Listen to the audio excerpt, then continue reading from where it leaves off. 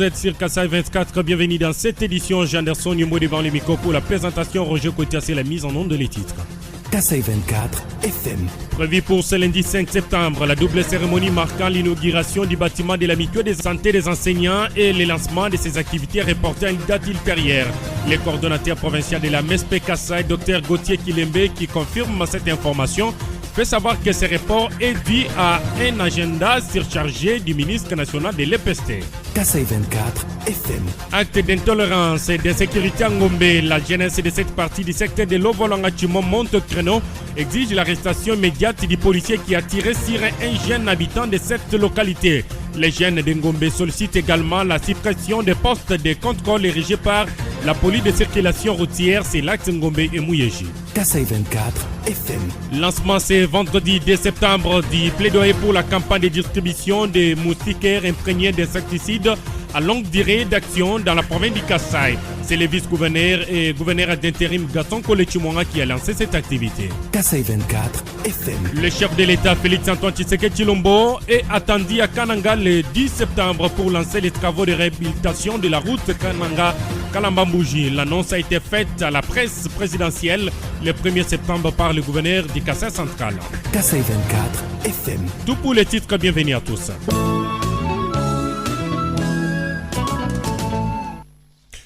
La mutuelle de santé des enseignants de l'enseignement primaire, secondaire et professionnel MESP, mutuelle agréée à travers sa direction provinciale du Kassai, porte à la connaissance des autorités politico-administratives de la province du Kassai, de tous ses invités des marques de la grande famille éducationnelle, le PST, et à ses partenaires responsables des structures conventionnées, tous conviés à prendre part à la double cérémonie de l'inauguration de son bâtiment administratif et du lancement de ses activités dans la province du Kassai prévu pour ce 5 septembre 2022.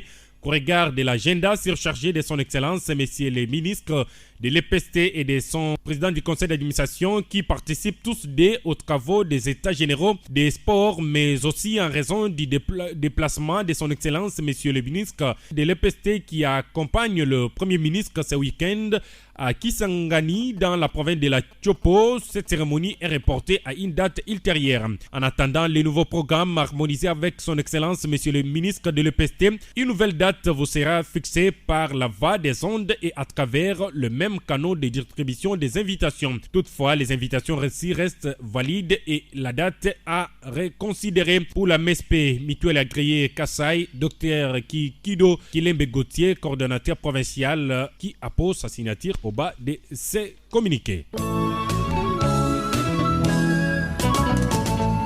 Le vice-gouverneur et gouverneur d'intérim Gaston Kolechimwanga a lancé ce vendredi 2 septembre le plaidoyer pour la campagne de distribution de moustiquaires imprégnés d'insecticides à longue durée d'action dans la province du Kassai. D'après M. Eric Moukomena Sopri, directeur général du programme national de lutte contre le paludisme PNLP, en sigle, cette campagne vise à réduire l'incidence du paludisme sur toute l'étendue du Kassai afin d'atteindre les objectifs de l'Organisation mondiale de la santé OMS qui consiste à vivre d'ici 2030 dans un monde sans paludisme. Monsieur Eric Moukomena Nsopwe, directeur général du programme national de lutte contre le paludisme, a sollicité l'implication de toutes les autorités provinciales et des forces vives lors de la campagne de distribution de la moustique imprégnée d'insecticides à longue durée dans la province du Kassai. À lui d'ajouter les soucis majeurs et de voir chaque ménage être bénéficiaire de la moustiquaire imprégnée d'insecticides à longue durée pour se protéger contre le paludisme communément appelé malaria. Retenez que cette campagne de distribution de moustiquaires à longue durée est organisée par le programme national de lutte contre le paludisme appuyé par ISAID, dont la cérémonie de lancement du plaidoyer s'est déroulée dans la salle du chapiteau de l'espace Voulé dans la ville de Chikapa. Pour rappel, au cours de la cérémonie, le gouverneur Gaston Kolechimwanga a signé un acte d'engagement pour la protection des acteurs impliqués dans la campagne de distribution de moustiquaires. Les rideaux ont été tirés ce vendredi 2 septembre sur un atelier de 3 jours organisé par PNID dans la ville de Chikapa.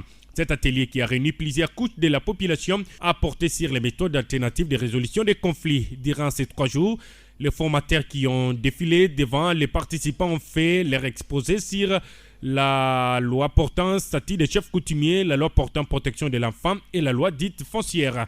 Le vice-gouverneur Gaston Kolechimonga, qui a présidé la cérémonie de clôture, a appelé les participants à capitaliser les leçons apprises, chacun ce qui les concerne, pour réduire les conflits dans la province du Kasaï. Les ONG Action pour la paix et la concorde APC et Femmes main dans la main pour le développement intégral FMMDI en partenariat respectivement avec Interpeace Onifam se sont entretenus avec les femmes et autres acteurs de la commune rurale de Kamounia en territoire de Tchikapa ce vendredi 2 septembre 2022.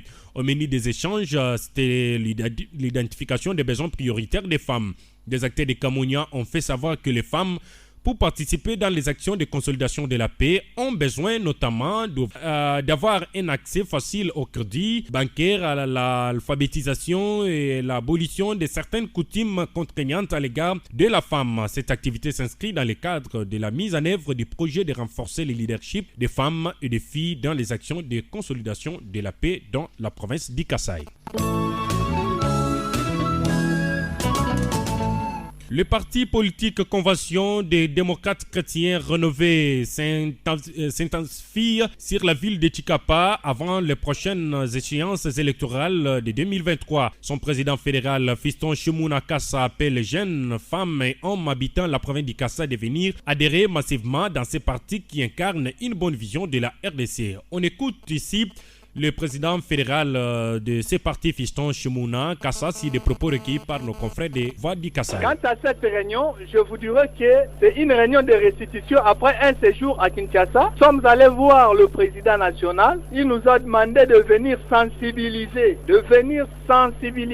dans les coins et les recoins de la province du Kasaï, que son parti politique doit se retrouver dans les 5 territoires, dans les 5 communes. C'est ce que nous avons prévu comme décision de tout ce qui a été retenu au niveau national. Merci beaucoup. C'est un ancien parti politique depuis l'an 2018 que ce parti politique a vu le jour. Mais au Kasaï, c'est juste le 6 avril 2022 que ce parti politique a vu le jour ici dans notre chère province. Faux, nous ne sommes pas pendant la période de campagne. Comment lui va s'annoncer pour la campagne? C'est faux, mais nous sommes pendant la période de sensibilisation des membres et non la campagne. C'était le président fédéral de ces partis politiques. Direction Ngombe, acte d'intolérance et d'insécurité dans cette localité. La jeunesse de cette partie du secteur de l'Ovalon à Chimo monte au créneau, exige l'arrestation immédiate des policiers qui avaient tué sur un jeune habitant de cette localité. Les jeunes de Ngombe sollicitent également la suppression des postes de contrôle érigés par la police de circulation routière sur l'axe Ngombe. On écoute ici le président de l'association des jeunes de cette localité. Il s'agit bien d'Alexis Pezo qui s'est exprimé au micro de Kasaï 24. Nous, les jeunes de l'axe Ngombe, condamnons avec dernière énergie les comportements que les policiers ont manifestés à la rivière Ngombe, en lançant une balle sur la jambe de notre frère Kabongo Kabora. Nous demandons à la justice militaire d'arrêter les policiers auteurs de cet acte infractionnel et exigeons la réparation des dommages subis par les victimes qui se trouvent à l'hôpital général de Dibumba sans aucun soutien. Nous demandons encore au gouvernement provincial de supprimer les postes de contrôle régis par la PCR sur l'axe Ngombe et postes Milombe, Machibola 1, Machibola 2 et Mouyeji. Étant donné que c'est toujours la population est victime de tracasseries policières et de tortures. La police exige 10 000 francs sur chaque moto sans tenir compte de la présence des documents signés par le comité des jeunes Ngombe. Le président de la République démocratique du Congo, Félix Antoine Tshisekedi Tshilombo, est attendu le 10 septembre prochain à Kananga, dans la province du Kassa central. L'annonce a été faite à la presse présidentielle le 1er septembre par le gouverneur de cette province, John Kabeya, après avoir été reçu par le chef de l'État à la Cité de l'Union africaine. À l'en croire, le chef de l'État se rendra dans cette partie du pays pour lancer les travaux d'infrastructure, notamment ceux de réhabilitation de la route Kananga-Kalambambouji. S'agissant du barrage Katende, dont les travaux sont à l'arrêt, le gouverneur du Kassa central a souligné que Félix Tshisekedi a rassuré que les solutions seront trouvées sur place lorsqu'il se rendra à Kananga. Pour rappel, un protocole d'accord a été signé le 2 août dernier à Kinshasa entre le bureau central de coordination et le ministre des ITP pour la réhabilitation de la route Kananga-Kalambambouji. Cette route longue de plus de 200 km est une voie d'intérêt économique pour l'espace Kasaï. Le directeur du BSECO, Jean Bambi, avait indiqué que cet axe routier sera réhabilité en 2 phases. Déjà la semaine prochaine, une mission de BSECO sera à Kananga pour la signature des contrats avec les prestataires afin de démarrer des travaux, a-t-il révélé. À en croire le directeur du BSECO, il sera d'abord question de préparer l'asphaltage et placer des bacs sur les rivières Lueta et Kasaï. Les soucis avaient-ils incité et de rendre cette route praticable d'ici décembre prochain et finaliser avec les péages construits dans les normes au milieu de l'année prochaine. Nous rendons cette fois-ci au Congo central. Lancé le 30 août dernier, les travaux de réflexion des États généraux des sports en RDC seront clôturés ce samedi à Kinshasa dans le Congo central. Ces assises se sont poursuivies ce vendredi. La durée et nombre de mandats des dirigeants des entités sportives étaient au centre des débats. Fabien Gouesh, notre envoyé spécial au Congo central, nous en parle. Après avoir adopté à l'unanimité tous les rapports par les panélistes, un seul point a divisé les participants à ces travaux des États généraux des sports à Kinshasa dans le Congo central. Il s'agit du mandat des dirigeants des entités sportives. Les propositions sont allées dans le sens des 3 ans renouvelables une seule fois, mais dans la salle, des chaudes discussions ont eu lieu, des camps visiblement opposés se sont dessinés. Ce point a été laissé sans être adopté. À en croire ceux qui participent à ces assises, ils seraient tombés d'accord sur la période de 4 ans, une fois renouvelable, mais cela n'a pas été encore adopté, nous explique Maurice Mbaya, ministre provincial des sports du Kasaï oriental. C'était un peu difficile pour arriver à un consensus. Or, le consensus a été conçu comme le mode de vote au sein des États généraux des sports de 2022. Donc, le point d'achoppement, c'était l'article 30 de la loi sportive. Il y en a qui pensaient que le mandat pouvait être de 8 ans, renouvelable une fois, soit 16 ans. Les autres disaient non, le mandat doit être de 4 ans, renouvelable une seule fois. Mais on a un peu débattu, nous sommes tous frères et ça ne pouvait pas rester comme un tabou, comme ça préoccupait beaucoup de gens. On est arrivé à un consensus selon lequel le mandat sportif à la tête d'une entité ou d'une fédération est de 4 ans, renouvelable une seule fois. Ça, c'est une façon d'émuler ou bien de stimuler, puisque une fois que vous êtes élu comme président peut-être de la FECOFA, dans 4 ans, une fois, vous avez 8 ans, vous pouvez faire quelque chose. Et là où vous êtes limité, quelqu'un d'autre peut venir et puis prendre le bâton, réaliser ce que vous n'avez pas pu faire. Ce n'est que comme ça, c'est ça la démocratie. Selon l'article 30 de la loi sportive, le mandat des dirigeants des entités sportives sont de 4 ans 2 fois renouvelables. Les discussions se sont poursuivies ce vendredi jusque tard dans la nuit avant l'adoption et la rédaction du rapport final. Si tout se passe comme prévu, le bateau États généraux des sports en République démocratique du Congo va accoster ce samedi 3 septembre 2022. Et sauf changement de dernière minute, c'est le Premier ministre Jean-Michel Samalukonde Kyenge qui procédera à la clôture de ces assises. Depuis Mouela Lodge à Kinshasa dans la province du Congo central, Fabien Gouesh, Kasaï 24. L'invité du journal. Voilà l'invité de ce journal, c'est l'expert international aux États généraux des sports à Kinshasa dans le Congo central, Christophe Boucher, qui a insisté sur l'implication de chacun pour le décollage du sport en RDC. Cet ancien président de l'équipe de l'Olympique de Marseille en France pense que la détection des talents dans la province ou dans les provinces passe par la construction des infrastructures sportives et l'encadrement des athlètes. Christophe Boucher est notre invité. Il répond aux questions de Fabien Gouesh. Monsieur Christophe Boucher, bonjour. Bonjour. Expert aux États généraux des sports en République démocratique du Congo, ici, à Mouela Lodge, à Kinshasa, dans la province du Congo central.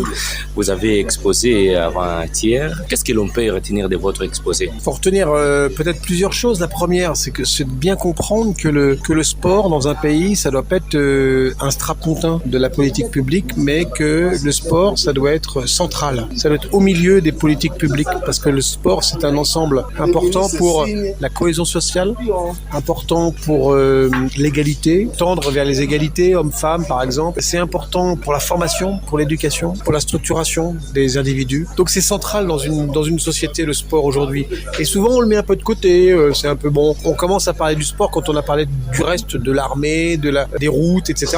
Bon, tout ça faut le faire, mais néanmoins le sport c'est très important, central dans les politiques publiques. Donc ça c'est la première chose. La deuxième chose, c'est que il faut qu'on trouve les solutions à l'issue des États généraux, ce qui va être fait d'avoir des résolutions finales, mais que ces résolutions finales elles débouchent sur des aspects pratiques, c'est-à-dire une mise en œuvre pratique, applicable, évaluée régulièrement tous les ans. Il ne faut pas que ce soit un acte, que ce soit un cahier de doléances au chef de l'État. Il ne faut pas que ce soit le catalogue de bonnes intentions, pas que ce soit la revue de tous les espoirs. Non, il faut que ce soit un ensemble cohérent pour qu'on puisse l'appliquer sur une durée conséquente et qu'on puisse vérifier mois après mois, année après année qu'il y a une bonne mise en place, qu'on fait progresser le sport au Congo. Le sport, c'est une politique, comparer ça à une course de fond. C'est pas en claquant des doigts qu'on va refaire des stades, des salles, qu'on va former des gens, qu'on va être bon dans les compétitions internationales. C'est pas vrai. Donc il faut bâtir ça sur la durée, avec un bon calendrier, avec des points de rendez-vous que sont les coupes du monde, que ce soit en football ou dans les autres sports, que ce soit les Jeux Olympiques, que ce soit les coupes continentales, les CAN, en foot, en basket, en hand, en boxe, etc. Donc voilà, il faut s'imaginer des points de repère et bien évaluer à